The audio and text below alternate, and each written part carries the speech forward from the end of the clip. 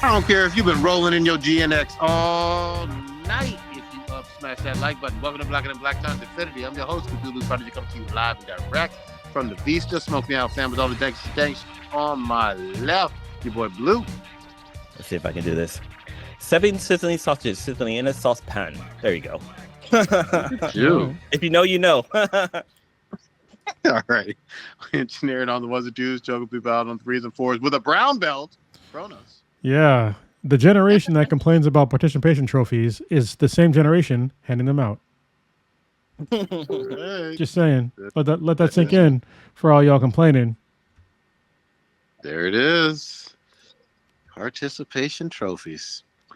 Old Ninja will probably join us a little late, but we're gonna get up in here. We started. Yeah, we should add that, like have that as a category on the Golden Eggplant Awards. Like have a partition. I don't know, maybe not. That's kind of done. Never mind. Forget Participation trophy. Yeah. Well, I guess Drake could maybe get one. Did he participate? I mean, I guess that technically participated getting murdered.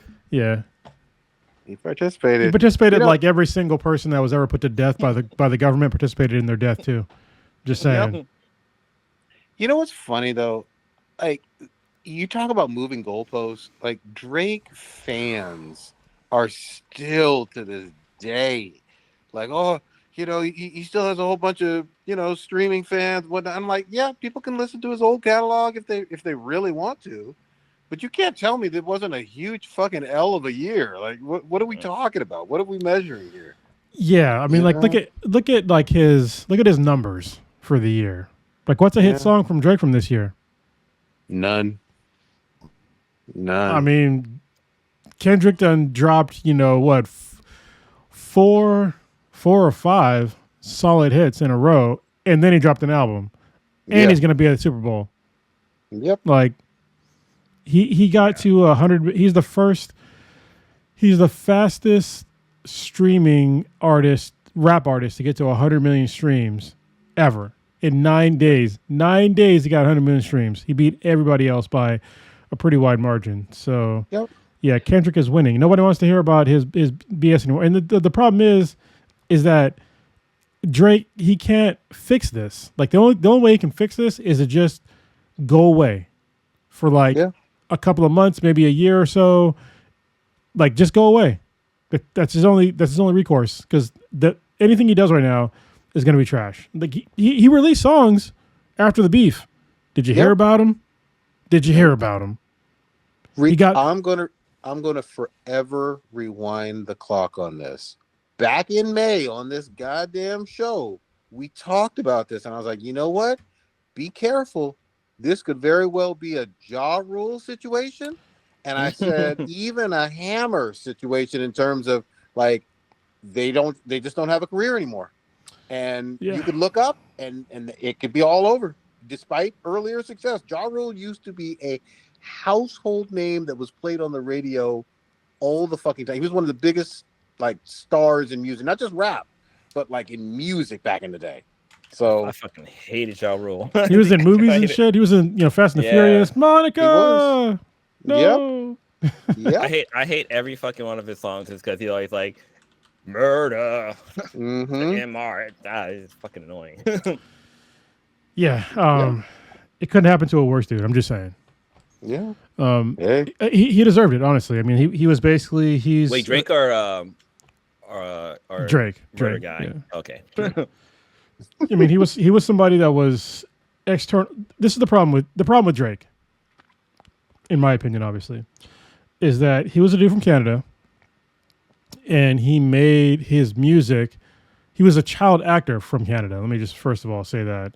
And I hate to say, because I don't like the colorism thing, but I got to bring it up. He's a mixed dude, you know, and he made this persona to make it seem like he was somebody who he wasn't. And he got all these other rappers and people that helped him out to get people to buy into this persona. But that's not him. Like, that's not him at all. And he decided to beef with somebody that is from the actual culture that he was trying to emulate. And he didn't understand like the rules of these battles. He didn't understand the actual culture because he's not from the culture. He didn't understand shit. Like for me, there's a lot of cultures, even in African American culture, there's cultures that I am not going to comment on. Like I can't comment on trap music. Like I can like talk about it, but I can't talk about like from a cultural level, because that's not like what I was brought up in or anything like that. I'm past a generation, shit like that. I'm just not from that. But he got like somehow street cred from these other rappers from like Georgia and shit like that. They gave him creds on shit that he really didn't do. Like he wasn't about that life. He never was. You know, he goes home to Toronto, which is like probably one of the safest cities in fucking North America. You know what I mean? Where you have people that are from other areas that like actually grew up. And don't get me wrong, I know his dad committed crimes. Okay, but he's not from a city that is like full of like serious wealth inequality. You know, where the government was like literally fucked over his entire people. You know what I mean? For generations. His dad didn't raise him, and his dad was not in his life. There you go. All right. There. That's the one blackest thing he has in common, or that's cultural appropriate. Yeah. Dad went out for a pack of smokes and some milk. Yeah, that's even more to the point. I'm glad you said that, because I honestly I didn't know. But yeah, I mean, he was faking the funk for a long time, and he decided to just, you know, beef with somebody for literally no fucking reason. Yeah, real quick too. Here's the thing that's always challenging with him. For most rappers, like, you know, you got your Jay-Z's, you got your Pacs, you know, the list goes on and on, from Biggie, Nas, all of them. They're rappers. Like, you know that about them. They don't typically have an entire 3 or 4 albums worth of R&B songs. Yeah, I never considered him a rapper. That was the main thing with me. Is like I didn't consider Drake a rapper. I mean, I know he's had pop artist. like, yeah, he's obviously had rap songs, like just rap songs, but he's also had some straight up I'm singing on this, not just a hook, but like singing the whole song, like almost like he's had ballads basically. You know what I mean? So that's something unusual, and you know, maybe to his credit or whatever, from a pop star standpoint, he can go back and forth.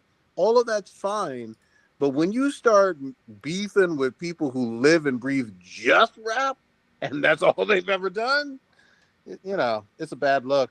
You're going to lose every time. And here's the other thing, too. It's not just Kendrick Lamar who put him in his place. Yeah. Pusha T really embarrassed him and put him in his fucking place a few years back. He did, but Pusha T was never on, like, he was never popular. I mean, he's popular like exactly. You know, black folks. Yes. Yeah. But he was not. He wasn't mainstream. When I say mainstream, I mean he wasn't exposed to like the white culture in America. Like if you ask an average white person in America who Pusha T is, they're gonna say, "Huh? I don't know who the fuck that is."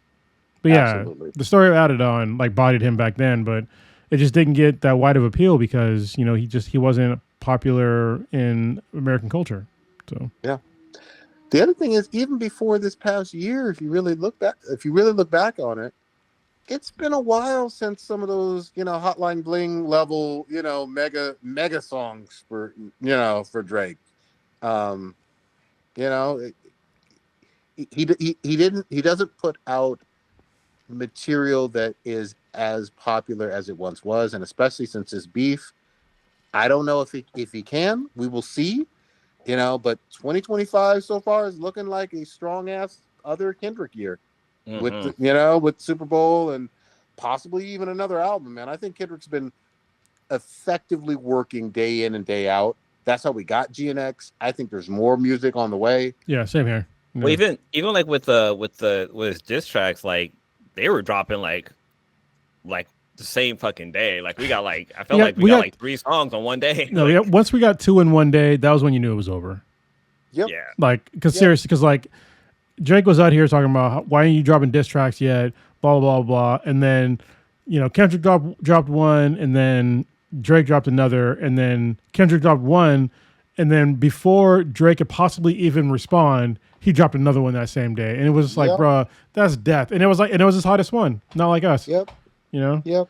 And don't get me wrong, like Euphoria was probably like the Euphoria and was it Family Matters or something like that? Yeah, Family Matters. Those were like Family Matters. Those were like real deep, cutting you soul deep diss tracks that people kind of overlook. But if you go back and listen to those two tracks, they were way worse of a diss track than Not Like Us. With Meet the Grams, like the fact that he wrote a letter. Oh, Meet the Grams. Family Matters is the Drake one. Yeah, Meet the Grams, where he wrote a letter to every one of his family members, like his mom, his dad, his son, a kid that he might or might not have. Like, he was just letting everybody know about Drake. Yeah, that was like, he was so many steps ahead of this dude. He was basically Aizen from Bleach. He was so many fucking steps ahead. You know. There you go. Man.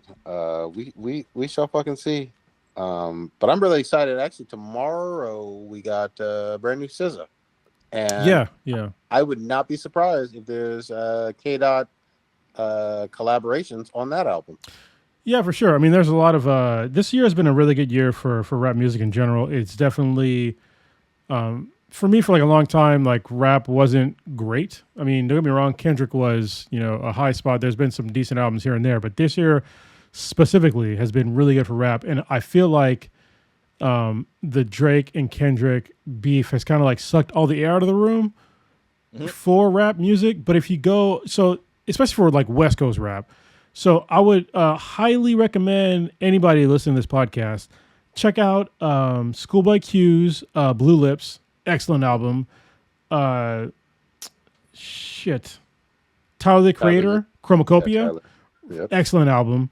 Doce, Alligator Bites, I think it's what it's called. Excellent album. Those are all three West Coast artists that I feel like don't get, well, let me just be clear. Doce is from Florida, but she's signed with TDE, so I consider her a West Coast rapper, because especially like her flows and shit. To me, she is one of the best female rappers out right now that I hope she blows up, because I feel like she's like a better lyricist than the vast majority of female rappers are. And there's like a lot of good female MCs out right now. I was gonna say, you like her flow better than Megan, even, or on that level? A little better. Like there's a couple songs that I will listen to. Nissan Altima, it's a really good song, and then Denial is a River. It's called Nissan Altima. That's dope. It's a very short. So is Denial is a River. They're two pretty short songs, but like the flow in Nissan Altima is so just like attack like the whole time. And it's a dope ass fucking flow the whole time. And I love Megan Thee Stallion, don't get me wrong. But I feel like Doce is like a better rapper. Okay. What's Yeah. interesting? Yeah. What's interesting is that we don't really hear. I kind of adds to your point about how rap is sounding better this year, because I haven't heard too much of that mumble rap stuff out lately. Like it's pretty like stuff you can understand. Yes. Kendrick Lamar hopefully destroyed mumble rap and that whole culture around it of like, I'm just going to get drunk or high and just like mumble my way through some fucking rhymes, and even more to the point, like when, Lil Wayne was talking about, I'm going to do a diss track with Kendrick.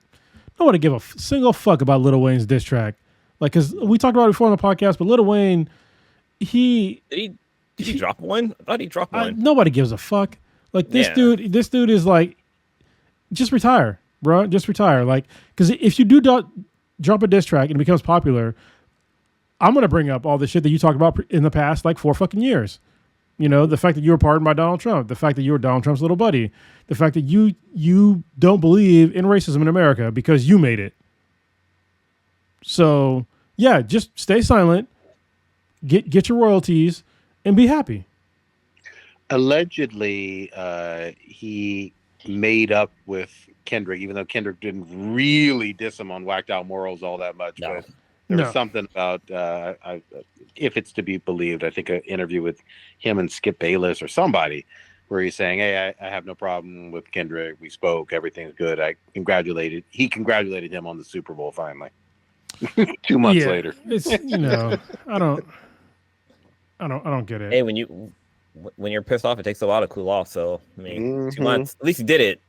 I mean, he could have just been like, "No, I'm not gonna speak on that at all." Yeah, I mean, But he took the high road, which is good.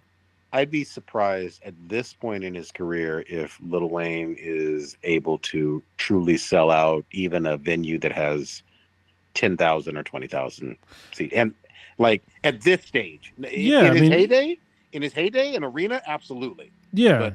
But not now. Well, he went from Lil Wayne being like a very understandable, lyricist. He was once considered like one of the top 3 MCs. Yeah. He was like, a child if not number 1. Yeah, like he was up there.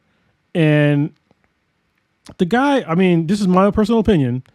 He just did too many fucking drugs, man, because he went from like understandable lyricism to like mumble rap with autotune. And it was so ear grating to hear like this guy that was, such a good lyricist before to like just being straight mumble. And this is coming from somebody that is not the greatest orator of all time. All right. But he would just mumble his way through all these fucking things. And it was terrible to hear. And apparently, well, we talked about it before, but like he might be forgetting some of the raps that he's been doing. But like before, he used to never write anything down, and that was like his thing. But you do enough drugs, your fucking brain can only take so much, man. Look, nobody on this planet told you that lean was healthy. Like, yeah. You know what I mean? Like, you can't just drink that all day, all night for year after year, and then expect everything to be fine. Nah, that's not how it works. We shall see. Goddamn. What do y'all want to? Should we start with some gaming stuff? There was a whole game awards, right? There was the game awards. I got to pull it up because I know who won the game of the year, which I need to get still. Which I heard it was really good. Patrick, frequent listener to the podcast, and a friend of mine, he said it was really good. But I still got to get it. Yeah, I mean, obviously, unless you've been living under a rock, Kronos is talking about Astrobot, which did win Game of the Year. It's a PS5. Oh, it did? Yeah, PS5 exclusive. It's basically like Sony's ode to open world platforming and PlayStation history, but it's like kind of like their 3D Super Mario, in a lot of ways. I played the first one that came with the PS5 at launch. I haven't played Astrobot, but you know what's funny about this? Astrobot, despite having incredible reviews, really good reviews, obviously it won Game of the Year at the Game Awards, it didn't sell like gangbusters, but now after winning Game of the Year, I'm positive it's going to be selling through the roof. It just gets a lot more exposure. It'd probably be like a Game of the Year version that they probably release, like Sony normally does. I wouldn't be surprised. Well, I mean, honestly, like given the nominees, so here are the nominees for Game of the Year from the VGA Awards. It was Astrobot, Balatro, sure, Black Myth Wukong, Elden Ring, Shadow of the Erd Tree, which is controversial because it's technically a DLC. Final Fantasy VII Rebirth and Metaphor Refantasio. I'm not surprised that Astrobot won. You know what I don't notice in here? There is 0 Xbox games. I'm just saying. The shade. Yeah, I mean... do they even have any games this year, like exclusive? Well, yeah, but it's like way too late. So like the game of the year that if it had released earlier, that would have been a nominee is Indiana Jones and the Great Circle, but it released late. So Astro Boys took home I think they also won best game direction. Best game direction. What is that? What the hell is a best game direction? Like, is it good controllers or like the storyline just went correctly or something like that? Like, what's best direction? Well, it's just like it says it in here for creative vision, innovation, and direction and design. So basically, like how everything that kind of flows together. Okay, I got you. Yeah, like I think that if you look at like a really good, great game direction, would be like God of War. That's a great game direction. Or I'm gonna keep saying fucking Sony games. Sorry, but that fucking samurai game. Jesus Christ. Ghost of Tsushima. Yeah, great game direction, especially because like when you look at like the way things will like flow from like different like areas, from like snowy to grasslands to whatever, and they kept the theme of like samurai and kind of like ninja-like themes, like it was great direction. What else do we got? Best narrative was Metaphor Refantasio, which is a really great RPG. I heard so.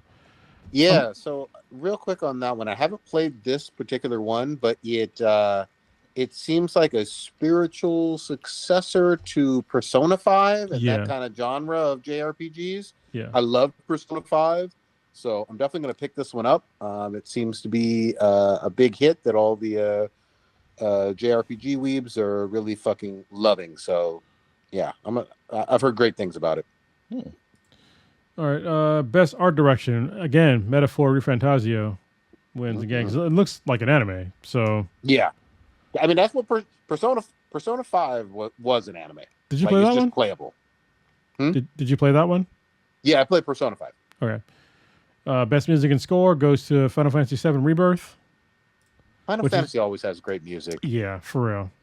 I mean, what I need to do, what I keep kicking myself, the next time they come either to San Diego, LA, or wherever, somewhere in Southern California, when they do that whole symphony with orchestra with Final Fantasy, I need to do that shit. Bro, I used to go ahead. I remember back in the day, you could take the PlayStation like Final Fantasy game and throw it in your CD player and just play the music files from the disc. That was always fun. Oh yeah, like the scores on there were fucking dope. Yeah, I used to. Did you play on your CD or you had to play on your computer? I can't remember.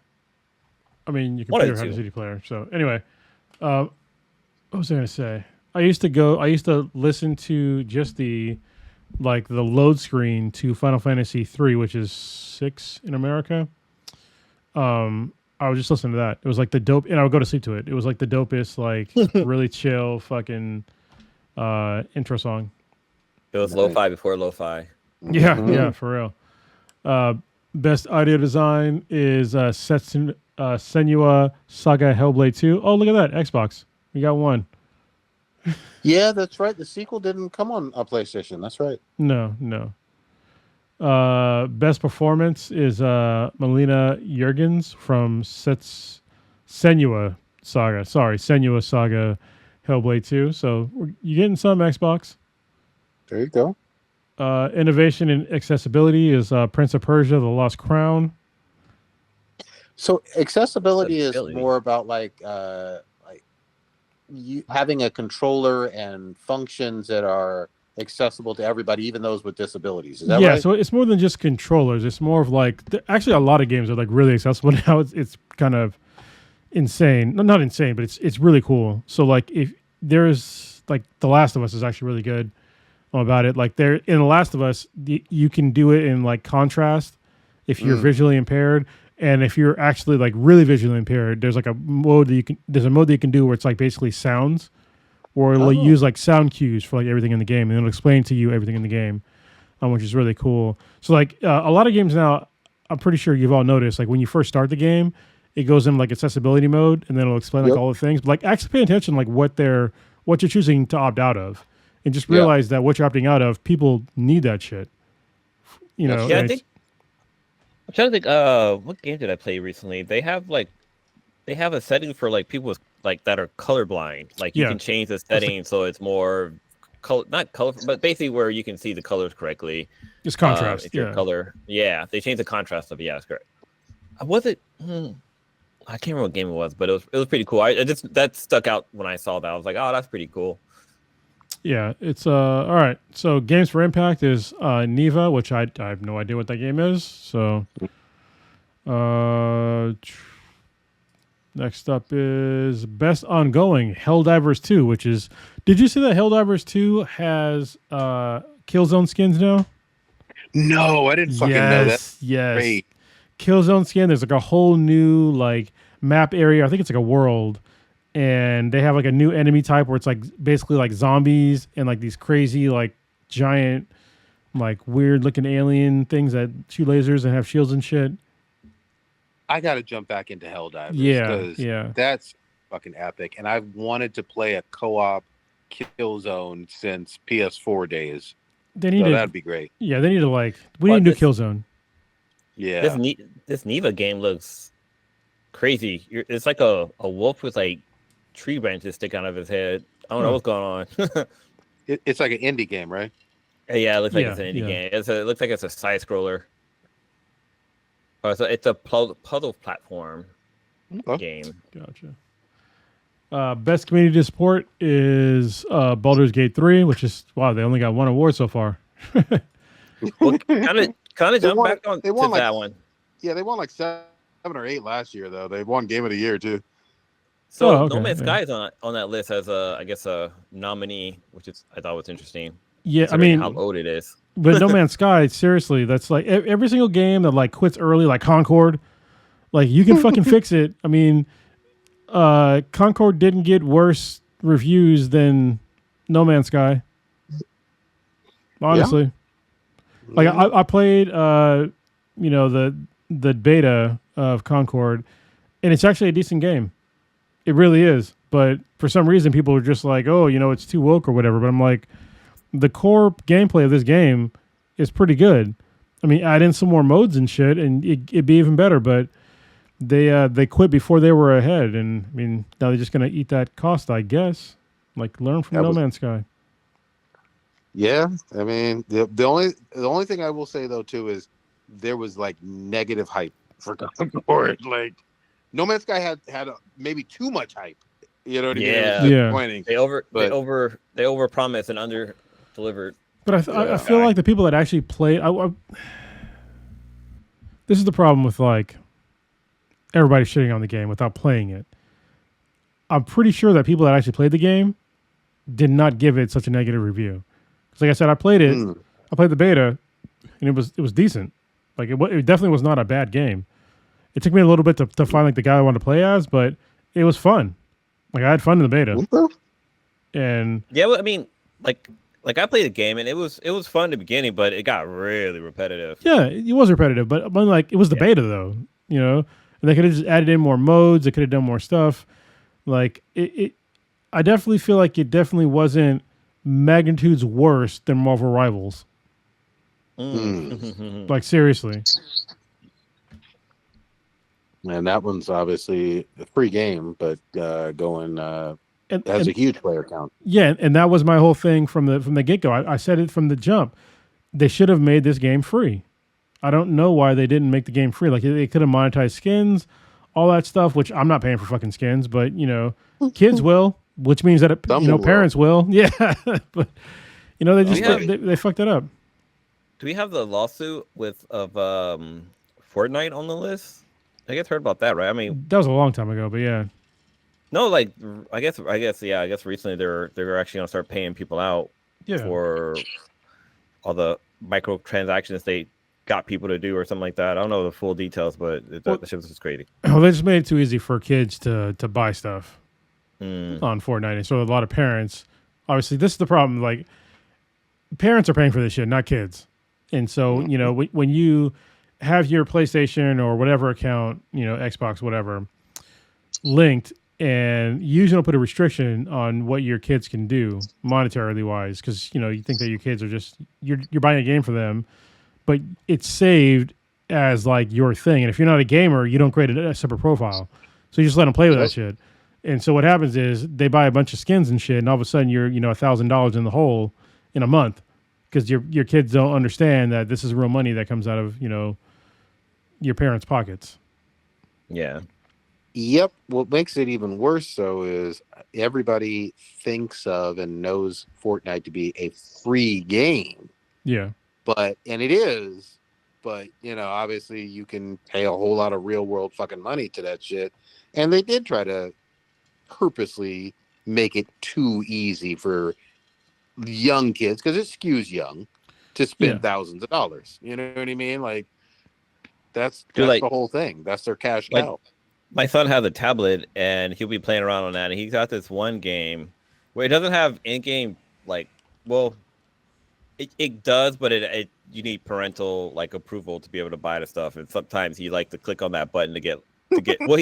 So when you run out of coins, to buy stuff in the game, an option will pop up saying oh, hey, you can pay $10 for 100 coins, 100 more coins, or $1,000 or $100 for $10,000 coins, something like that. That pops up.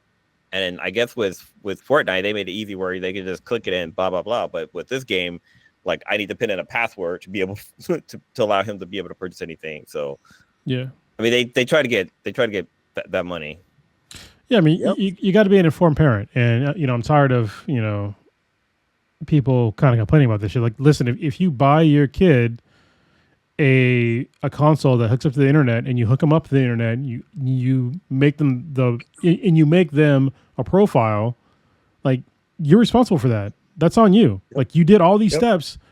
Don't trust a fucking child to have any sort of impulse control because they're a child. That's ridiculous. Like you need to pay attention to this kind of shit.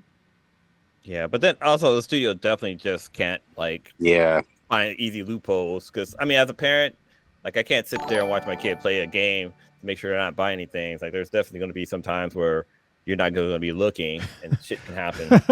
Hold on, my high blurred just super chatted us. Thank you very much once again for super chatting us. He said he made that mistake. His son bought $50 worth of V-Bucks. I mean, yeah, it happens. You gotta lock that shit down, man. Prodigy, didn't your son make a couple of purchases through your guys' Amazon account like way back in the day? Yep, when he was a 2 or 3 year old, he bought, I want to say about 5 Iron Man books, like the same Iron Man book, 3 or 4 Hulk books, like he just kept hitting that button or whatever. He's like, man, it hadn't been delivered yet. Yeah. And now you know what? I'm always worried about that. And now his son makes comic books, like he draws comics. Yeah, there you go. There you go. Money well spent. Mm-hmm. Thank God for return policies. But yeah, the game, and I'll say this real quickly on the VGAs. It seemed like a good award show. Obviously, every year there's always going to be people like, "Oh, my favorite game got snubbed" or whatever. But it was a fun watch. I watched maybe almost 2 hours of it. I missed like maybe the first hour, but I learned about some games that I hadn't heard of, and some that got some shine and love that I had heard of but hadn't purchased yet. Yeah, I think if you're mad about like who won the game of the year and shit like that, none of that, it doesn't matter. What did you have fun with this year? That's what matters. Yeah.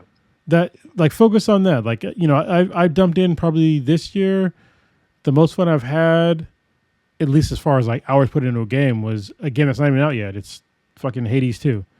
I put in over 130, maybe 40 hours into this game this year. Nice. And the game is fantastic. It's not even out. Wasn't even up for a game of the year award. Don't give a fuck. Still had fun. So as long as you had fun, that's what matters. Don't focus on what everybody else is voting on. But you know what also is funny to me? Some people are naive enough to believe that this is like the only video game award. And I'm like, no, there's like over a dozen like major ones, you know what I mean? Throughout like all over, like some in just Japan, some in just Europe, some in the Middle East. Like they're some all on over the place. Podcast. Well, yeah, it's weird for our generation. The VGA awards in particular is new. Yeah, like this is a new thing. Like this is like back in the day it was like maybe the IGN awards. Even before that, it was like Jesus Christ, goes back to like magazines like E3 and not E3. Well, E3 is the thing, but EGM, Electronic Gaming Monthly, and like a bunch of other like obscure kind of magazines. Now they're obscure, but the VGAs are like that's new, and that's how fast things are with technology. Because everybody, like most kids today, they just think, oh, VGAs, that's the shit. But the VGAs were nothing was televised back then. It was all you had to read about it, Yeah. I'm trying to. Yeah. It's funny because like you keep saying VGA. Like back in the day, VGA stood for what is it? Video graphics. Connector? Yeah, adapter. Yeah, it's like that was like the old school, way before DVI and. Sorry, now it's like HDMI. And DisplayPort, but yeah, way back then. Even USB-C is like a video port now. Yeah, it can be, yeah. USB-C is kind of fucking amazing, so yeah. Dude, I remember the first time I got a monitor that just used USB-C. It used USB-C for power and to connect to the laptop or the computer I was using. I was like, wait, where's the power cable? Like I was all kind of confused. I'm like, damn, the future is now. Yeah. So let's say the. Oh, go ahead. Go ahead. No, you go ahead. No, I was just gonna say. So the first VGA Awards was in. Actually, this was a 10-year anniversary. It was December 5th of 2014 when their first award show was. Wow. And back then, like, I think back in 2014, goddamn, what was that show called? Attack of the Show was still Attack on. of the Show? Yeah, and we used to watch, G4. we used to watch shit on Attack of the Show because I remember watching their award shows and goddamn, I fucking missed that shit. Attack of the Show was so good. It was so good. This is interesting. So, like, looking at their viewerships, like, it's definitely going up. Like, there's no going down. Like, the first year, it was like 1.9 million. This year, it was 154 million. Yeah. In 10-year span, that's pretty decent. Well, here's the other thing, too. It's happening while almost every other major award show that's televised, like the Grammys, the Oscars, and all that other bullshit, those go down every year. Yeah, so, I wonder what the like the Grammys were, like the viewership this year. Was it 100 million views? Probably, I don't think so. Less than that. Look that up. Or even like, I'll look at the MTV Awards because those ones are probably down in the doo-doo dumps. Yeah, MTV, BET, all of them used to have award shows. Holy that, like, Jesus! TV. The Grammys this year had 16.9 viewers. So I'm sorry, 16.9 million. Jesus Christ. Yep. Yeah. So that says it all. Like, and obviously, here's the other thing too. What I appreciate about the Video Game Awards is, even though like it's mostly North American centric, it'll still, like, when Final Fantasy wins, you'll still have, someone come up from Japan, from that studio and Square Enix or whatever, and they'll only speak Japanese, and then they'll have a translator. Or if someone's working on someone with CD Projekt Red, they're gonna come up there with a thick Polish accent. You know what I mean? And you're like, oh, holy shit. The 2024 MTV Video Music Awards only had 2.1 million viewers, and of those, 728 were like viewers that were watching it on TV. Like that's telling of the time. Like, nobody really watched TV. I mean, MTV, they have strayed so far. What's insane about MTV is that it's basically like a self-fulfilling prophecy. Like one of the first things that when MTV got big was video killed the radio star. Mm-hmm. Right? And so now the internet killed the MTV fucking channel. I mean, that's basically what happened. And they did not adjust. The whole point of video killed the radio star is how video was taking out, so much of the, viewership from radio. And that radio didn't really adjust. And now you have the same thing that literally happened to MTV. MTV has never adjusted to the fucking internet. The fact that you watch the vast majority of the music videos on YouTube is fucking ridiculous. MTV could have made MTV.com, with a video component, and they should have had all kinds of fucking lockdown rights on music videos to only view it on MTV, but they didn't do it because they did what every other stupid ass archaic old medium did. Is they thought, we're the best, like nothing can be better. We're not going to adjust any of this shit. Yep. So fucking stupid. Well, never forget though with MTV. I know we've talked about this. We're old heads, but remember in the early 80s, they literally were segregated. And I know people hear that and they're just like, nah, you couldn't be. You're talking about something in the 60s or 50s. No, I'm fucking not. No. It was all white music all the time. Who called him out? Was it? No, it wasn't Sting. It was that guy with David the two. Bowie. David Bowie. That's who it was. David Bowie called him out live on TV. Did. He was like, I remember that shit. So, like, and I mean, imagine having a music video channel and literally being segregated indefinitely and saying no black music ever. Well, no, it wasn't no black music ever. It was that they would only show black music like after hours. And the way they tried to like explain it, because when David Bowie brought it up, they were saying that maybe it was Kurt Loder. I hope it wasn't. It doesn't matter. But they were trying to explain to David Bowie that we're trying to go for a certain demographic, and he was trying to. David Bowie was like, "What are you saying?" And they were like, "Oh, people in like the Midwest and like these other areas, they're literally." Something I realized in my older age is that in America, the minority rules. That's what rules. And what I mean by minority rules is that it's a very small subsection of white people in America that rules. It is not the majority of actual people. Is that almost every single corporation in America goes towards this very small demographic of white people because they consume like the most shit.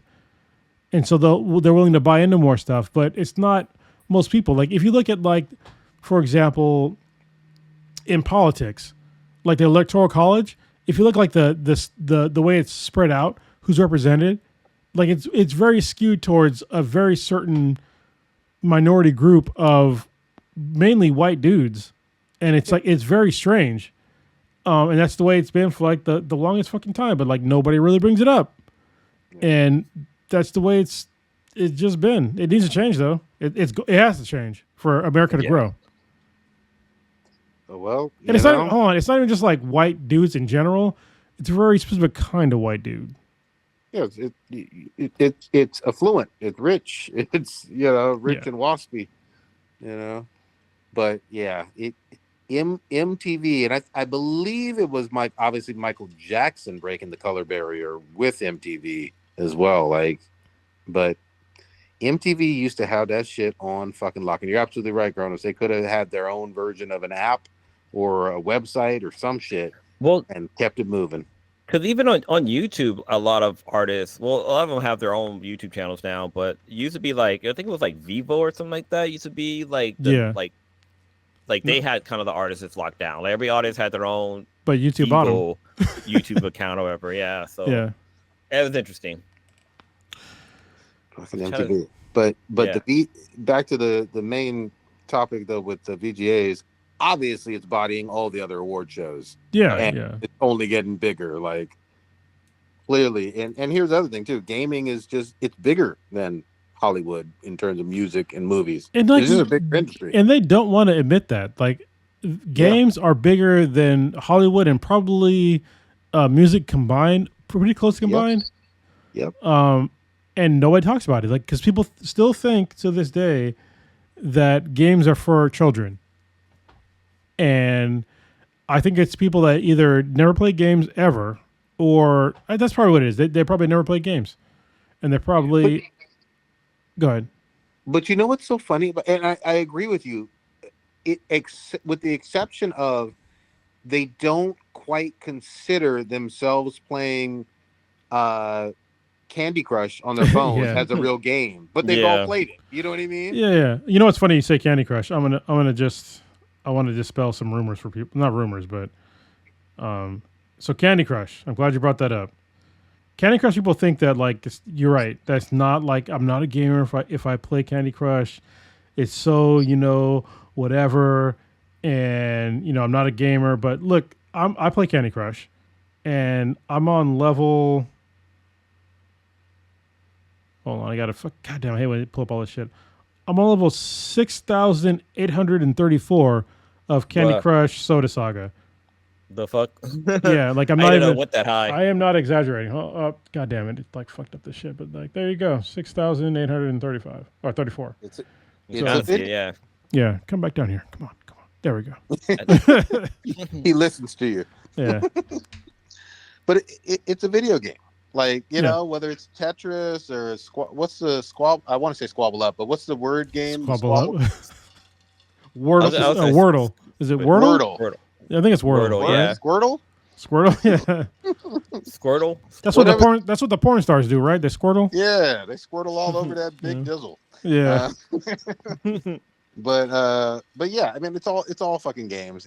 Regardless of whether you're doing it on your mobile or your fucking console or whatever, or your PC. It's a huge fucking industry and everybody enjoys it. They really are for everybody. And if you haven't found any game that you like at all with all of these millions of games, and I don't know what to tell you about yourself. Yeah, that is quite strange. It's like saying that you don't like games in general, because like video games they're games. Yeah, You know, like it's weird. They're so ubiquitous with at least American society. To say you don't like video games at all, it's like I can understand if you don't like violent video games or like certain kinds of video games, but you know, there's a game out there that is for you that you just don't like. Balatro or whatever. It's basically like playing fucking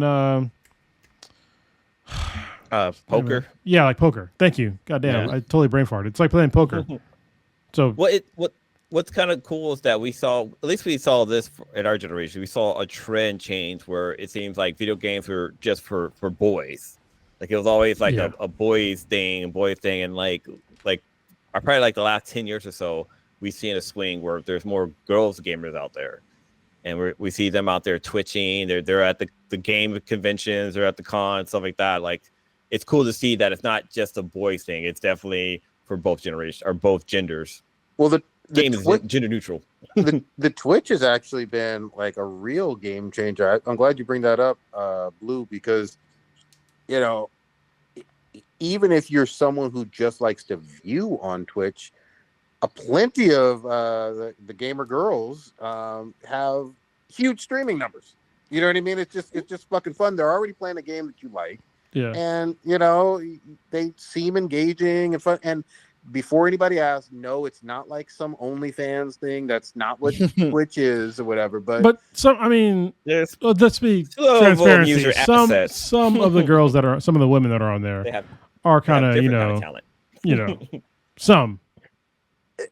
Well, okay, but I guess what I'm trying for not people all who aren't like in it. I just want to be clear that Twitch does not allow like actual full frontal nudity. They just don't. No. Yeah. So, but they do allow skimpy outfits. Yeah. I'm just trying to make that distinction. Like, OnlyFans is more about like, hey, you gonna, not all the time, but most of the time see everything. Twitch isn't like that. But I think it has been a game changer of being able, and even just for girls who do like gaming, being able to see other girls and women who are playing. You know what I mean? Like, oh, maybe there's more of us that like playing this particular game or that genre or whatever. So that Twitch has been a big game changer on that to me. So we'll see. Anyway, was there anything else about the VGAs that was surprising? Oh, actually, hold on. I want to mention one other quick thing because we've talked about this studio since forever and a day, but Naughty Dog has a new one, a brand new IP. Yes. I didn't hear any rumblings or rumors about this prior, so it was like brand new to me.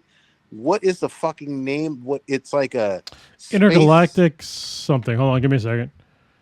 I'll pull it up. It's Intergalactic Planetary. I'm just kidding. If y'all know, you know. Mm-hmm. I had it up for a second. Where are my VGAs? What other games does Naughty Dog make? They made Uncharted, The Last of Us, Jack and Daxter. They made only great games. Did they make I just slipped my mind. The one where you get powers from like an explosion. Infamous? No. Infamous, yeah. No, that's not them. Oh, that was the guys who make Spy Cooper. Yeah, Sly Cooper, yeah. Sucker Punch? Sly Cooper. Mm-hmm. Sucker Punch. So, do you see the... No, I lost it. It's Intergalactic something, but it looks interesting. It took me a while, and I want to see more, because I need to see more gameplay and all of that. But I was like, where am I? It was both futuristic and retro at the same time, because they're playing I got it. Pet Shop Boys? Yeah, I got it. It's called Intergalactic The Heretic Project. And it's getting some hate from the internet. It has a lot of dislikes. Ooh, from the VGA trailer? Yes. From basically incels, because the woman that's in the... Okay, I'm going to give full transparency right now. Here we go.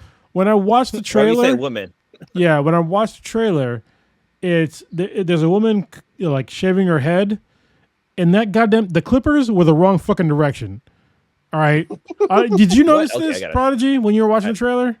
I shave my head 6 times a week, so I noticed it from my hair pattern, but I was like, Just maybe you got. it doesn't matter the hair pattern. You can't like the way she had like clippers. God, how do I explain this to people? The way clippers are shaped are like they go in a certain direction, and the way that she was like scraping it along her scalp is like you're not going to effectively cut your hair this way. Hold on, I'm gonna pull out some clippers so people can understand what the fuck I'm talking about. Okay, I'll be right back. Maybe hair cuts differently in space. Maybe that's what it is. She's defying gravity the way she was cutting her hair. But I'm looking at the trailer right now, and like it starts off with her driving like a Porsche spaceship, which looks just fucking dope to begin with, and she's like sitting back watching anime. And Blue's not just saying Porsche looking like spaceship; it says the word Porsche on there. Yeah. Oh, yeah. I see what Kronos is saying. Yeah, she is definitely. I mean, yeah, she's definitely cutting her hair the wrong way. Like the clippers are facing the wrong direction. I mean, I guess you could. I mean, it would cut, but like not very effectively. Yeah. But so far it looks dope. It's got a very Akira like 80s cyberpunk in space feel to it. So I'm curious. I almost always love Naughty Dog. So what's cool that we get like a female Asian like antagonist. Is that the right word? Like the main character is an Asian girl, or at least she looks like she's Asian. Maybe I'd be wrong. I think she's. I think the motion cap actress is mixed Black and Asian. Yeah, I'm seeing that. That's why I was a little confused if she was Black or if she was Asian. But so you got those clippers? I need the restroom too. So I busted out. Oh damn! The fucking camera was still moving around. Hopefully, it didn't like go crazy when I was gone. It was okay. Yeah, it was cool. So this is like my beard trimmer that I use. So like the way that like the protagonist in the show was like cutting her hair was like going like this. Yeah. With and this is not how you use clippers. Like you would. Hold on, it wasn't. I can't even do it. It would be if I was gonna go backwards, it had to be this way, like going with like if you go this way, like this is not. Goddamn, I have to do it backwards. This is not like how you cut hair. Like you have to do it like up or something. Like it would seem like so weird the way she was cutting her hair with clippers. Beyond that though, sorry, I had to that was like my main issue. I was just like, this is fucking cringeworthy. Why the fuck are you doing this? That bothered you. That irked you. It really did. But other than that, like I didn't have a problem that she was bald. Everything else was like reminded me of like honestly like Akira. Yeah. Yeah, that's he said too. Okay, yeah. So it's like the same kind of vibe that I really enjoyed. Obviously, it's really early on, but I give Naughty Dog a whole bunch of leeway as far as like their vision in the game.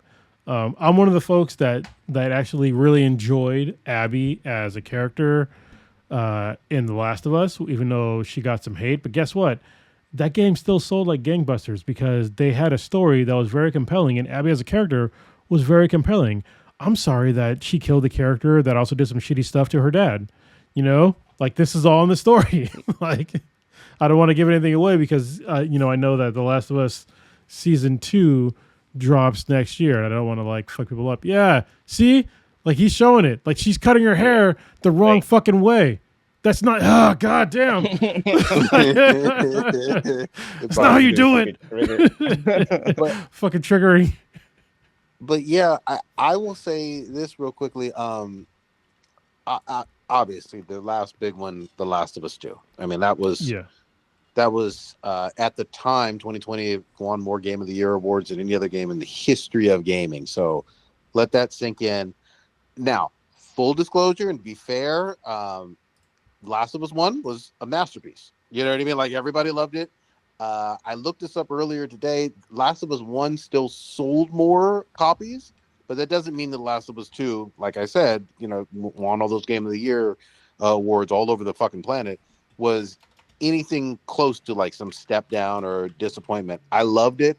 I also think that what contributed to some people having such a negative reaction to it was, remember, there were leaks just a few months before, or even weeks before The Last of Us 2 dropped. And the leaks were wild and really spoilery. And I would love to know how people would have reacted if they just went in cold and didn't know what was going to happen with the story. But even, no matter, regardless of all of that, it's still worth replaying. Even if you felt some kind of way about it in 2020, boot it up again. See how you feel about it now in 2024, 2025. I've replayed it a few times since launch, and it's gotten better every time. Yeah, go ahead. Sorry, go ahead. Well, I was just gonna say, like you said, go ahead, so I'm going ahead. Well, you did too. Yeah, but you said it after I did, so I'm doing it anyway. So comparing the Last of Us, the first one to the Last of Us 2 as far as sales go, it's very unfair because the Last of Us, the first one, got re-released like 50 million times. So, twice, or 3 times, whatever. So that adds to their sales. Plus, the incel shit. This is the thing, and it gets to the same issue with Intergalactic, is that there is a subsection of dudes, incels, which I am one now. I can officially say this. I'm an incel because I'm single and I'm, celibate, I guess. That they have a problem with having a non-attractive to them female protagonist in a game. And this is not even arguable to me at this point. Anytime you have somebody that is not attractive as a female protagonist, people come out of the woodwork to talk shit about it. And it's like conventionally attractive. Can I clarify, just sticking with Naughty Dog, because I want to make sure I get this. So what was their explanation for, specifically with Naughty Dog, like, obviously Last of Us 1, Ellie is like a 14-year-old or whatever, and then for Uncharted Lost Legacy, you have Nadine. Did they not like those female characters, or did they like those female characters? I don't know. Nadine is still, she's conventional. Like the problem with goddamn, what's her fucking name? Swole Abby is that she's swole. Like she is like what most of us would consider masculine because she has very large arms. Nadine is very feminine. Still, even though she might not be, beautiful, conventionally beautiful, but she's still feminine. And that's one of the main problems with these incel people is this is why they're fucking incels, is because they have this really weird and very narrow version of what is attractive to them. Also, at the same time, just like totally ignoring like what's unattractive about them, about the incels. Like, there's a problem if you're an incel. There's something about you that is not attractive to whoever the fuck you're trying to get with. To kind of jumping back to the actress who's going to be playing Jordan A. Mon, her name is Tatiana. Wait, it's Tati Gabriella, which is interesting last name, but she's Black and Korean descent. But one of the crazy things is she's a Bay Area native. She was born in San Francisco. She went to school out in Oakland. She did a couple of performances here and there, but she's actually on the show You on Netflix, which is a really good show. She was on there in season 3. She was like the crazy guy's love interest. But like, yeah, I've actually seen other stuff she's been in. She's on the Chilling Adventure of Sabrina, which is on Netflix as well. She's gonna be in The Last of Us. She's gonna be playing Nora. It's in production right now. Oh shit! Really? Yeah. So she's gonna be on The Last of Us, which is that's a Naughty Dog game, right? Yeah. Yeah. So I think that's kind of funny, but she's actually voiced other characters. Like she voiced the characters in Uncharted. She actually voiced Batgirl and Batman: The Doom that came to Gotham. Yeah, she's going to be doing the voice of Jade in the Mortal Kombat 2 game that's going to be coming out soon. Or film, sorry. It says film, not game. So, yeah, she's coming up. That's good for her. Yeah, that's awesome. I didn't even. And like I said, I loved her in You. She was really good. Yeah. I will say this, and again, I don't know how all gamers feel or whatever, but I didn't have any problem. I haven't played it yet, but I didn't have any problem with the eye candiness of the Stellar Blade. Or or Bayonetta. I mean, there's plenty of games that were also Heavenly good Sword. games. You know what I mean? like Bayonetta, the Bayonetta franchise is fun. You know what I mean? And that's the thing is that like people, there are so many games that are geared, towards the eye candy thing of like the traditional, hetero male eye candy thing. Like if there's like a couple of games that are out there that are like not visually as this is another problem that I have is that I play most games that you play as in video games is a dude. I am 100% not into dudes. You know what I mean? But you never hear about, this character is ugly. This fucking dude is, his chest isn't big enough. He's not ripped enough, blah, blah, blah. Like these people don't have a problem with that at all. But as soon as you make the main character a female, all of a sudden you put in like all these extra fucking bullshit standards that people, care about. But it's like, but is the game good? Yeah, like I can't think of a game from my point of view. I can't think of a game where I'm like, wow, this chick's boobs aren't big enough or this and that. It's like Horizon Zero Dawn. Like that game, I didn't fucking care. The game was great. Even like a lot of the fighting games too. I mean, some of them got some really interesting physics, but like I'm not complaining about what I'm playing. I'm not going to complain, but I will notice if there's physics. I'm just saying. Oh yeah. If you put in some titty and ass physics, I'm gonna notice. But also, I'm not gonna notice so much that it's gonna detract from like my enjoyment of the game. Like, if you're the character in the game, especially in an action game, like I need to play the action part of the game. I'm not gonna like follow titties and ass as I'm trying to like murder fucking robots or dinosaurs or whatever the fuck, zombies, whatever.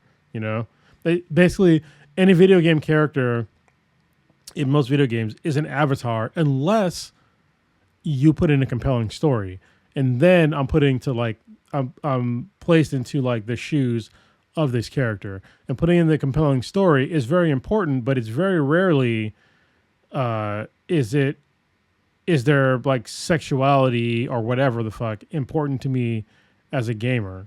You know what I mean? If the character happens to be gay, cool, I don't really give a shit. If they happen to be like whatever, as long as like the story they're telling is coherent and good, then I'm fine with it.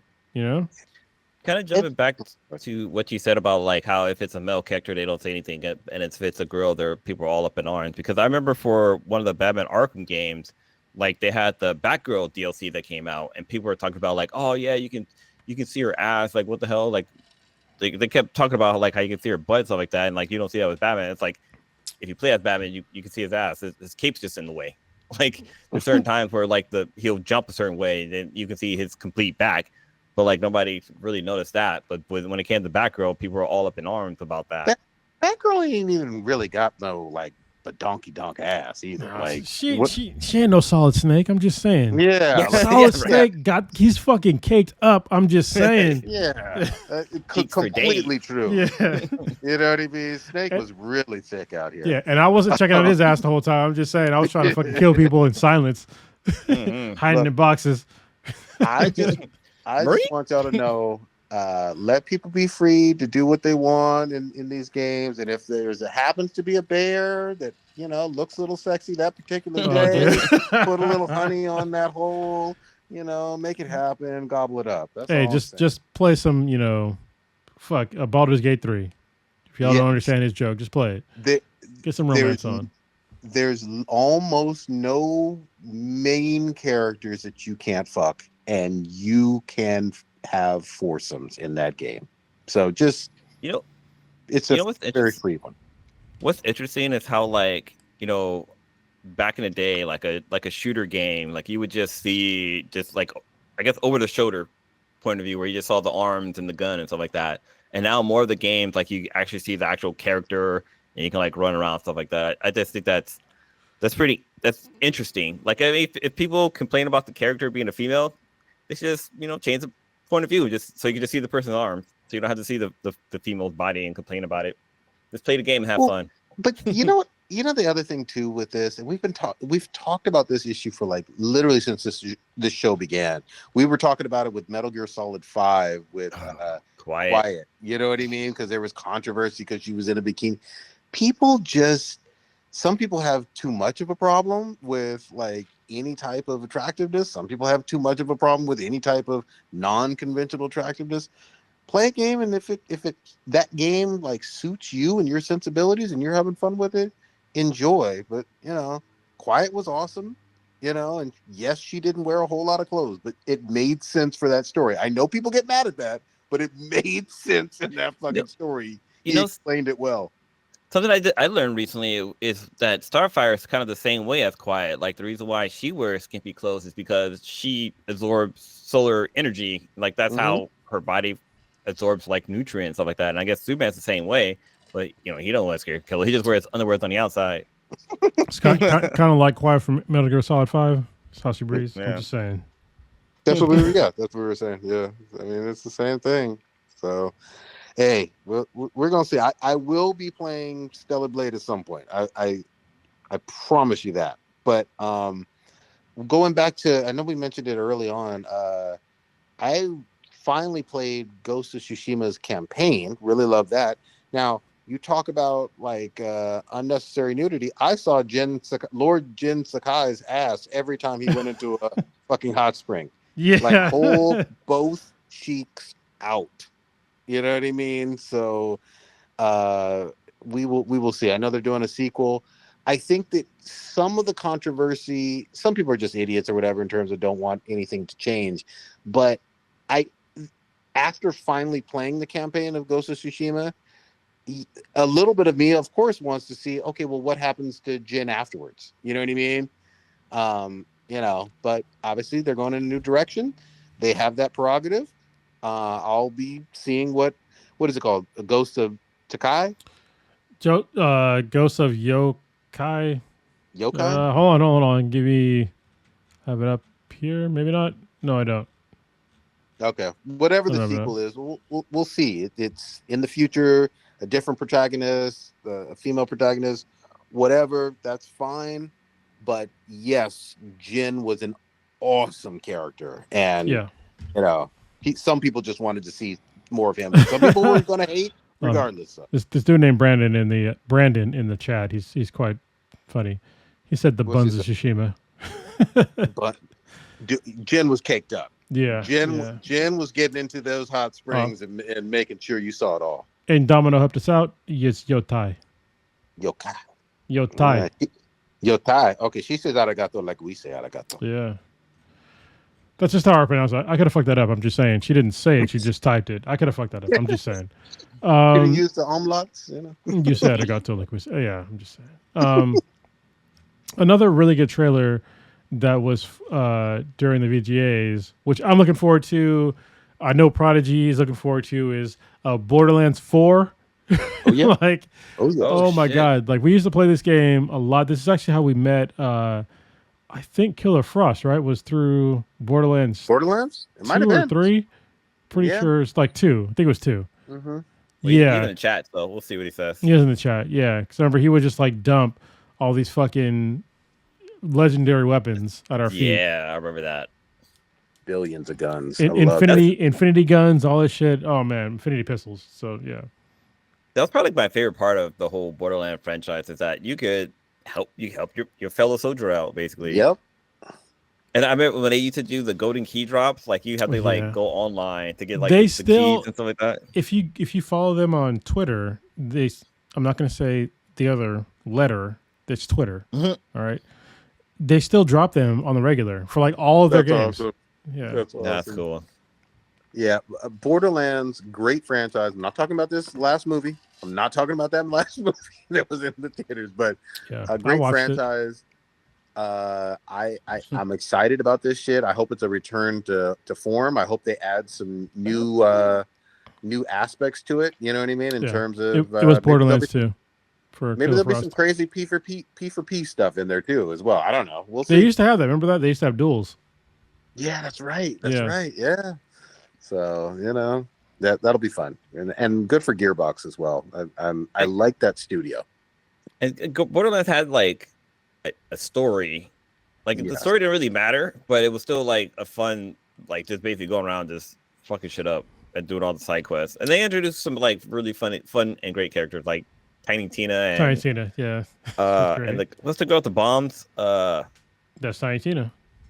Wait, what's the name of the fat one? I thought her name was Tiny Tina. Ellie? Oh, she was the girl with the. She had the cars, like the vehicles. Yeah. You want to fix That's like the opposite of Ellie in The Last of Us. Yeah, that shit was great. That shit was great. What else did they do?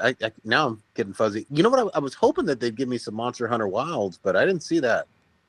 Yeah, no. Another one that came out is The Witcher 4, which is another controversy. Oh, so I got to go off a little bit on this one. You dumb fucks. In terms of, I don't know how people forget this, but I played the absolute fucking shit out of Witcher 3 Wild Hunt and the DLC. You can't tell me that Ciri, who we all fucking loved, wasn't a playable character, because she is a playable fucking character in that game. So her getting the mantle, which they set up in Witcher 3 the entire game, and most people put like 80, 100, 150 hours in. Go back and play that game. It's all about, basically Ciri being the next Witcher. So I don't have any problem with that. Yes, we all will miss Geralt, and he was great, but he had three games. Nobody played 1 and 2, but he had 3 games. Well, it was also, to be fair, like the way that she looks. And listen, I go back to it. Not every character needs to be, conventionally like beautiful. Like if you actually played the Witcher games, she was not some super hot chick, because if you played the Witcher 3, she was like a fucking teenager, wasn't she? So and she was and she got fucked up. She got facial scars. Like she did get some scars, but I would say it's been a while since I've played it, but I would say she's somewhere in the ballpark of somewhere between like maybe 17 and 19, 20. Okay. She's young. Well, she's young. But it's also hard because Witcher's age differently. So, yeah. So she could have looked 18, 19, but actually been like 200, and Geralt's like 390. Well, but even still, like back in the day, like the way that she actually looked, like the visuals that I get from the trailer don't seem like it would be weird if she seemed like some model in The Witcher 4. That would be like way more dramatic. Like the way that I see her in the trailer seems like that's what I would assume that Ciri would look like as she aged as a Witcher. Yeah. And it's like it's the incel filter. Like I feel like we didn't end this podcast incel filter. But now I'm really confused. I thought, other than Yennefer, I thought that you would have thought that Ciri is what did you say? Conventionally attractive? She's not some ugly looking hag.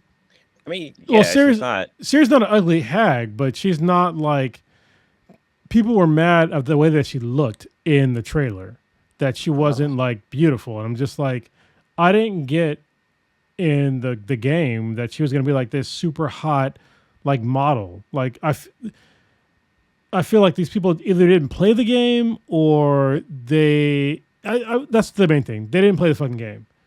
And they just want to push like this weird narrative of like every single woman in a game needs to be like super hot to a certain kind of person, Yeah, and I would say, I mean, don't forget what a Witcher fucking is. Like, much it's a monster. They're hunter. Fucking mutants. Like mutant monster hunters, and not the cool hot kind like fucking Rogue. I'm just saying they're like the gross kind with like different guts in their guts. Yeah, but now, full disclosure, remember a large part of the straight female fan base definitely found Geralt attractive. Yeah. Like let's and he's fucking looking only, too. Yeah, like not just when Henry Cavill was playing him in the Netflix series, but even in the game or whatever, they would call him a silver fox or whatever the hell.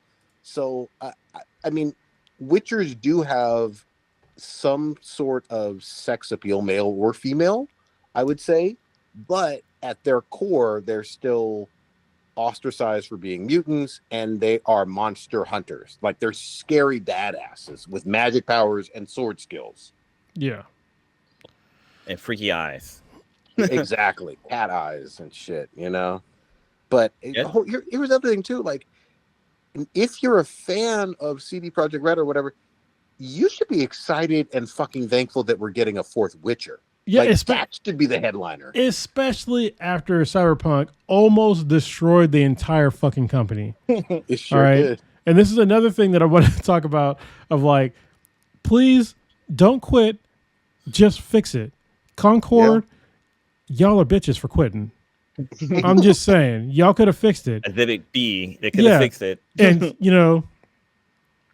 to be honest, Cyberpunk, I'm sorry, Concord gameplay wise was fine. It worked.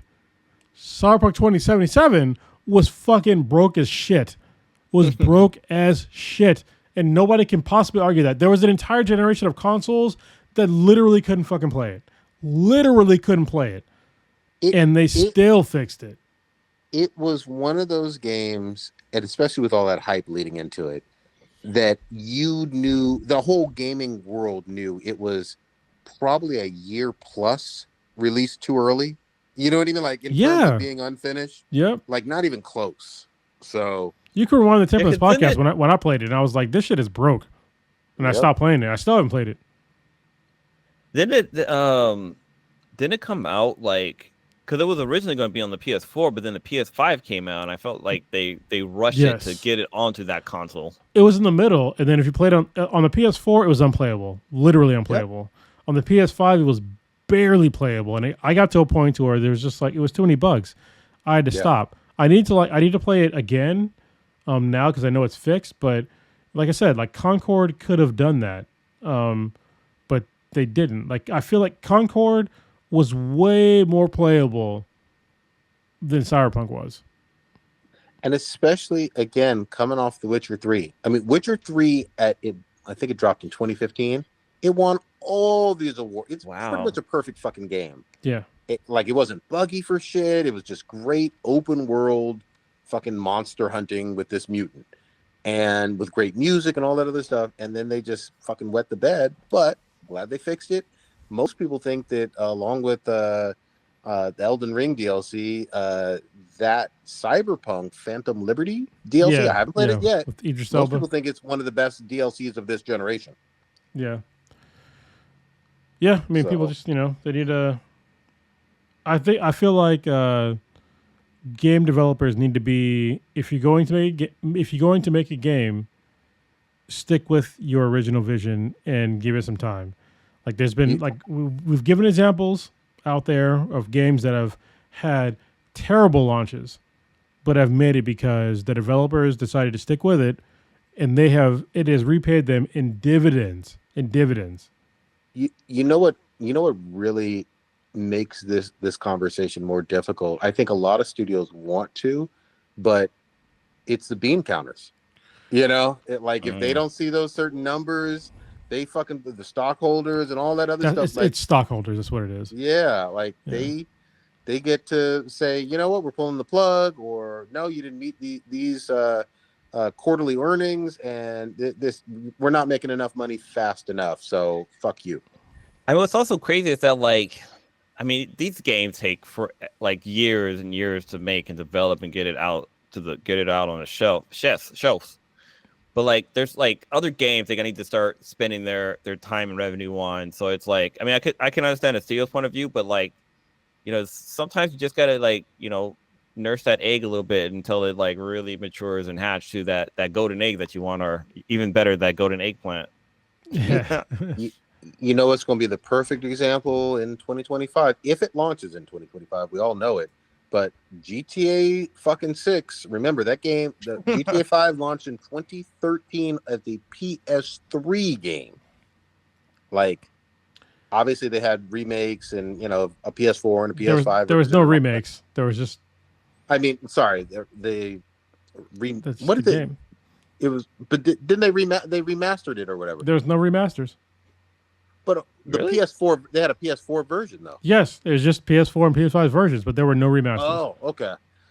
Well, they've taken their sweet fucking time. And everybody that complains about it, of like, oh, they're milking their cash cow. It's like, yeah, because they kept putting out solid content the whole fucking time. Like GTA Online, when it launched, was a fucking train wreck. Mm-hmm. But they keep releasing solid content, and it's still visually stunning. Like it's still a great game.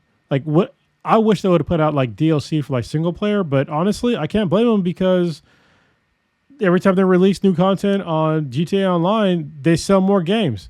It's one of the highest selling video games of all fucking time. Like how the fuck can you criticize them for like waiting to put out GTA 6 when they're still selling like, 1 million plus copies every couple of months, for the past fucking 11 years. Yeah, and they'll still, even when GTA 6 launches, there's still going to be people on GTA 5. Oh yeah, for sure. Like that gravy train is not fucking stopping anytime soon. But obviously the VGAs didn't have any not that Rockstar needs it, but any awards or any additional trailers or whatever on that. But we'll fucking see. I know this. Everybody better clear the fucking calendar. You don't want to be anywhere close to that launch because nobody's going to be playing anything else. And I keep telling my son, who's like 14 now, I'm like, you don't know what a GTA launch is like. Global productivity is going to fucking stop. Yeah, I will take probably the week off. Yeah, you know. To be honest, fuck it. I mean, I got so much PTO. Like, my company's going to unlimited PTO, but I don't give a fuck. I'm pushing the limit. Yep. When that comes out. Well, this is interesting. I'm looking at the best-selling games of all time. Number 1 is Minecraft. Number 2 is Grand Theft Auto 5. Wii Sport is number 3. But like going down the list, that list is Tetris on there? Tetris is not in top 10. So you're probably talking about the highest grossing games of all time then. Yeah, high grossing game of all time. Okay. But Witcher is on here for number 11. Yeah. So Witcher did pretty well. But like the difference between number 2, the second highest gross game versus the third is like leaps and bounds. So Grand Theft Auto 5 has made 205 million units sold, where the Wii Sport has only had 82 million units. So like that's they made twice, almost not 3 times, but almost twice as much than Wii Sports, which is crazy. Not surprising. Yeah, I mean, but look at the difference between a Wii Sport and years, GTA 5. Yeah, that's with the online. Like, Wii Sports came out in 2006, so that's another telling thing. And let's just be very clear here: Wii Sports had like no microtransactions. That's true. 0. Yeah. Don't get me wrong; it is a fucking great and fun game, but GTA Online, you can buy all kinds of shit online. Mm-hmm. Oh yeah. All right. I know we're like it's getting late in the podcast. Game heavy. But there's 2 things I want to bring up before we end the podcast. Go ahead. The first one, which was not alluded to, but you said directly in your intro. Yes, I got my fucking brown belt in Brazilian Jiu-Jitsu. So Congrats. Last week. I don't know if anybody understands this shit, but it's a pretty fucking big deal in the martial arts world. I was very honored to get it. And what's weird is that when I started doing Brazilian Jiu-Jitsu, like my goal was just to like try and like get good at Jiu-Jitsu and like eventually get my brown belt. Sorry, my black belt. But it was so obscure of an idea when I first started doing Jiu-Jitsu that it basically seemed like it was fucking impossible. Like literally fucking impossible, because the people that I rolled with, there was one brown belt in particular that I rolled with when I was a white belt that was like, he was basically doing magic and I didn't understand like what the fuck he was doing. And like now I'm that dude. Like where I'm like I'm so much better than people that are like newer at jujitsu than I am. That it becomes like effortless, and that's like my whole. I was trying to think about like what is my goal now with jujitsu, and right now is to make my jujitsu like more effortless as I grow to get to my black belt.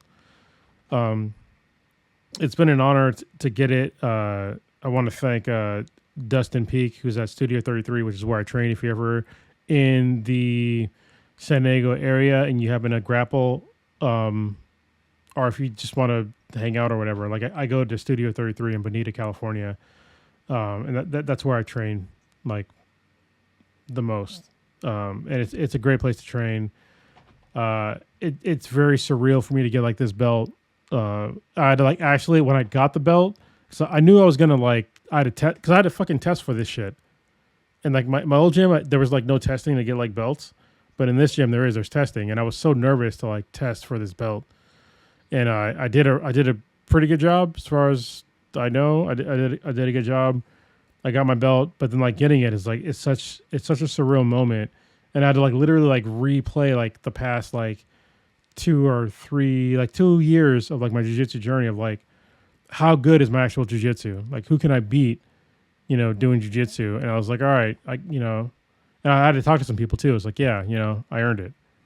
And it's just my journey in jiu-jitsu has been kind of longer than some, not all, but some, because of the pandemic. But it's like basically I've been doing jiu-jitsu for like 11 fucking years. Wow. 11 years I've been doing jiu-jitsu. So like I can finally say like I have good jiu-jitsu. So like, which is kind of weird to say. It's like before I was like, yeah, I'm okay at jiu-jitsu. It could be kind of shitty, but yeah, like I'm good at it. So yeah, that's cool to say. It's a long time coming. 11 years, like you said, that's awesome. Yeah, I'm all fucking proud. And the last thing I want to bring up is, did you guys watch Secret Level? So I'm a little upset with you, Kronos. You told me this shit was on Netflix, man. I've been looking on. Oh shit! I'm sorry. Prime Video. Like, man, am I fucking retarded? Like, what is wrong with me? I can't find this shit on Netflix. Lo and behold, I think it's an Amazon show, right? Yeah, it's Amazon Prime Video. Yeah. So, needless to say, no, I have not. Fuck! I'm so sorry. I watched maybe 4 episodes. I definitely watched the Pac-Man one. The Pac-Man one's like I think it's like episode like 6 or 7 or something like that. I watched that one first. So the Pac-Man one, honestly, if you don't watch any other episode, watch the Pac-Man one. Yeah, the Pac-Man one. I was like, how is this fucking Pac-Man? Like, I didn't understand it until it got to the end. I was like, oh shit. I mean, there was like little symbols here, like the guy's sword and stuff like that. I was like, okay, I guess the guy's sword? No, because there's no fucking swords in Pac-Man. Yeah, that's what I was confused. I was like, it was very confusing. Like I was like, there's, and then they showed like the ghosts and stuff like that. It's like, what? I don't. And then at the end, I was like, oh shit. Yeah, they need to have a new Pac-Man game that is like that. Yeah, it was fucking brutal. But I mean, from the trailers, they've always showed like the Mega Man one, and I'm super interested about that. And that one I believe dropped. But yeah, I've only seen a couple. I watched the one with Arnold. So there's one called the what is it called? The one where the guy where they're on an island and they can't die. Yeah, what was Schwarzenegger? Yeah, that one's fucking funny. I was like, why does his voice sound familiar? And one of my favorite things about watching Prime Video is that you can pause it and it will show you who the actors are on the screen. Yeah, and like I was like, I knew it. It was Arnold Schwarzenegger's voice. That one was like really fucking funny. Like I had a good time watching that one. But then also there was another one where this was very like Japanese animation style, and it basically plays on like the whole like your character like losing their lives and stuff like that, which is really cool. But yeah, it's a good series so far. They're all short. They're probably like I don't know, like 10 to 15 minutes long. It's really easy to power through them. The first 6 I believe dropped last week, and I think they dropped another 6 this week. And one of them is the Mega Man, but I know Kronos have seen it. So Prodigy, yeah, I'd say it's definitely worth checking out if you get a chance. And it's not like cartoony and like not cartoony, like it's not like video gamey. It's like real good like CGI. But then One of them actually, like, it's more like a kind of cell shading, which is kind of cool. I definitely want to check it out now that I know it's on Amazon. I love a good video game series because what was it? The actual Netflix one, High Score, was excellent as well. Like kind of a style about all the video gaming history and console wars. But so this one is different. It's actually like mini episodes that are kind of linked to video games. Oh, okay. Okay. So like every it's almost like Love Death Robots or whatever on Netflix. Oh yeah. It's kind of like that. Like every episode had its own story, but each one has kind of a video game theme to them. Cool. I'm definitely gonna check it out. I'll probably check it out this weekend. Because it looks like it's right up my fucking alley. But yeah, it's 6 episodes out, right? I think there's maybe 12 now. Yeah, there's more that dropped yesterday, maybe the day before. Yeah, I caught up yesterday. I heard a vicious rumor that there's actually a Concord like episode. Oh, there is. Like I watched it. I was in like this drop. So yeah, I know there's gonna be at least one more drop because the God of War one has not dropped yet. So ooh, now that'll be fun. Yeah, God, that franchise. Oh, hey, speaking of which, really quickly, sorry. In terms of going back to the Game Awards, shout out to Fallout. That adaptation won video game adaptation of the year, and that's another Amazon show, right? Amazon? It is, and that one got a lot of love, so that was cool to see. Yeah, it got I think the best video game adaptation, which is rightly earned. I forget like who else was in that category, but it was actually beat Arcane. Which was amazing. Right. Well, okay, so Arcane season 2 hadn't dropped as like big in the running yet, so I think that's like the thing. They missed it from a timing standpoint, maybe. Yeah, because I'm pretty sure like if it would have dropped in time, like it would have won. So yeah, because honestly, if you watch Arcane season 2, god damn, it was so good. Yeah, I'm still working my way through. By next week, I'll be completely done with that. But I love it so far. Yeah. All right. I would say let's wrap it for tonight. Blue, what you got popping this week? Well, first thing, are we going to record next week? Because next week is actually going to be Christmas. And then following that, it's going to be New Year's. Yeah. And do we record day before or day after? Yeah, we'll talk about it. Talk offline. I can do the day before. I can do Tuesdays. But also I know that I did like the book club thing. And so I got to push it back. Sorry. Like I had to do like a lot of stuff from a brown belt test. Let me just give me a second. Let me bullshit for a minute, and I will show you like how nerdy I got with like actually doing my brown belt test. So this is like I had to like make that's like my whiteboard of like what I had to do for my brown belt test. It was kind of a lot. So yeah. You should have used a cork board and have like strings and shit. And basically, it was like that. Yeah, it was like so much fucking bullshit. I don't want to say bullshit, but it was like I literally had to do like that whole thing that I put on the whiteboard, and then like did it with like another guy. I had like 2 sessions with him, and I recorded like the whole thing. And so I recorded everything, and I just would like make clips, and I put all the clips together in like one thing to like make sure I like knew all the moves and stuff like that. And it was like it was a lot, and it actually wasn't even. Like when I actually got to the test, I probably didn't need to go that far with that, but I'm glad that I did. It's better to be over prepared than under prepared. Yeah, I was definitely over prepared. Mission accomplished. You got it. Yeah. But yeah, for me, Christmas next week, I'm looking forward to that. My son's gonna. We're ever since our tree's been up, he's been like wondering if there's any presents underneath the tree. Right now, there's not. We're gonna like do the whole Christmas Eve, bam, the presents there. But I'm trying to set up a schedule because I'm trying to catch up on a lot of my anime that I'm behind. So I've been watching Demon Slayer. I'm trying to catch up on that. I'm watching. Actually, I didn't even know this dropped, but they made a remake of Rurouni Kenshin that's on Crunchyroll. So I'm adding that into my roster. I'm catching up on Invincible. Because season 3 is going to be dropping soon, so I want to kind of catch up on that. And so far, like I'm like, why did I start watching the show? It's so fucking good. What is another anime I'm watching? I mean, obviously Dan to Dan. You can't go wrong with that show. That show's fucking popping. We didn't talk about that. Yeah, goddamn. So much good I'm also stuff. watching. I'm trying to catch back up with Attack on Titans, because I know the series has ended, but I want to know why Bruno Mars. Because there's like rumors to say that Bruno Mars saw the ending of Attack on Titans, and he wrote that song. The song that he does with Lady Gaga, like that's supposed to be like about the ending to Attack on Titan. So I want to watch and find out what that is. No, it's not about Joker. It's about Attack on Titan, because Bruno Mars wrote the song. Okay. But yeah, so those are animes I'm catching up on. Other than that, at work I actually got to demo the Batman Shadow. I can't remember what it's called now. There's a VR game that you can only play on the MetaQuest VR that I got to try out. It was fun, but I wasn't very impressed with the MetaQuest 3.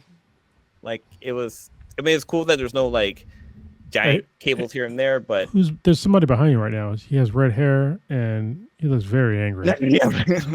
He's got laser red eyes. But no, I mean, it was still fun. It was cool, like everything, but like I wasn't too impressed with the game. With the function of the MetaQuest, the gameplay was really fun. I actually enjoyed being Batman, which is obviously to say, but yeah, that's about it for me for now.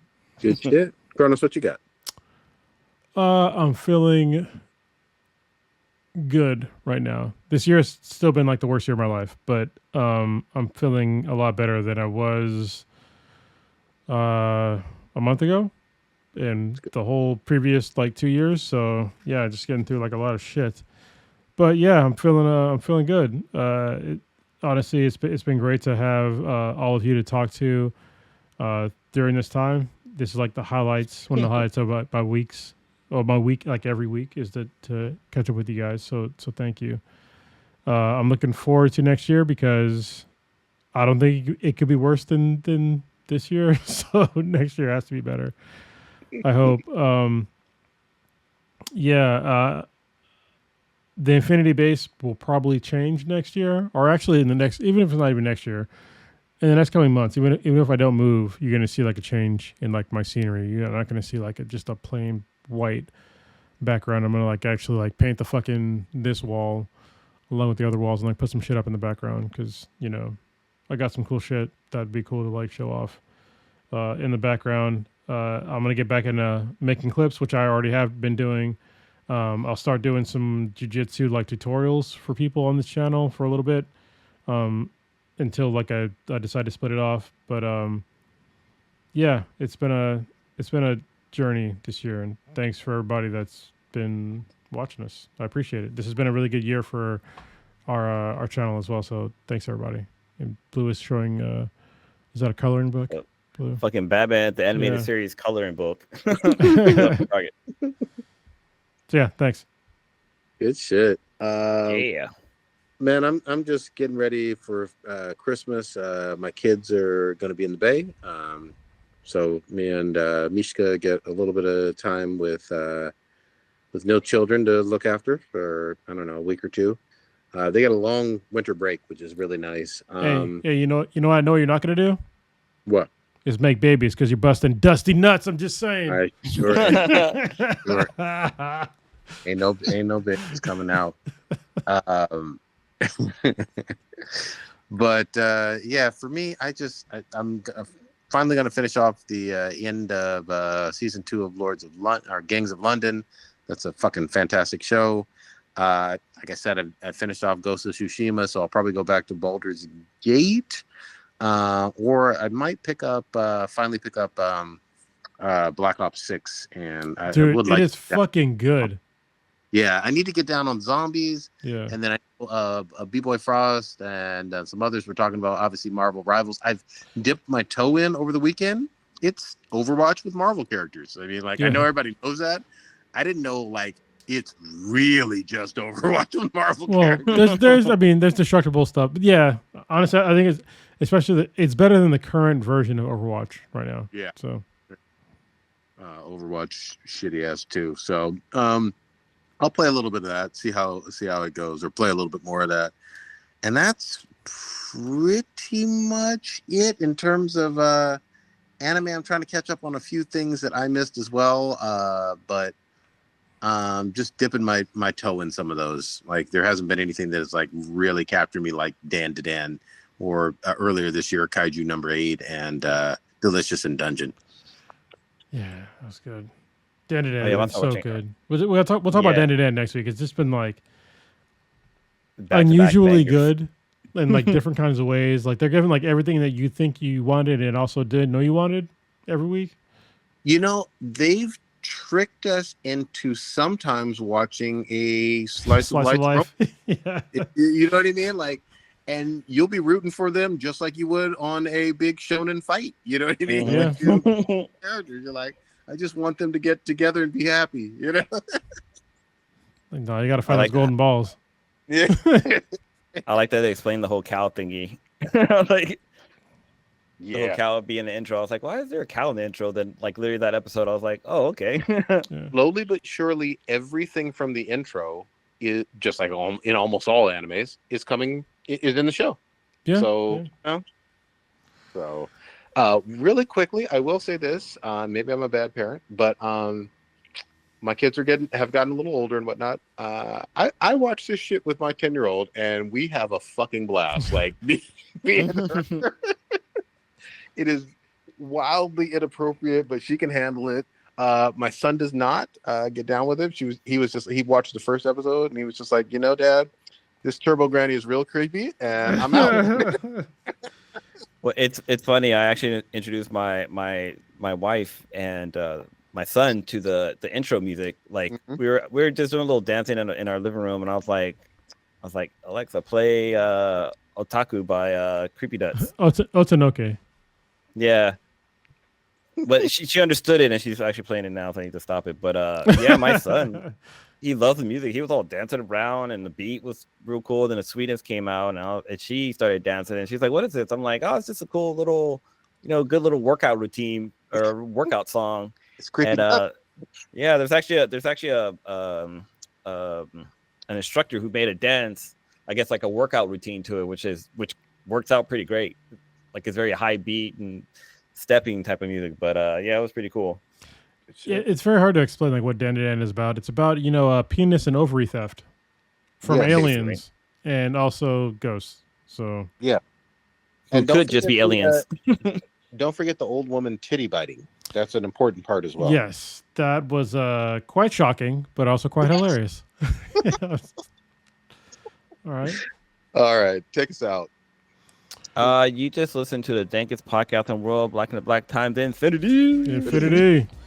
You can find us everywhere on iTunes or iPod or podcast or wherever they call it now. We're on Amazon Music. You can find us on Spotify. Anywhere you play your podcast, we will be there.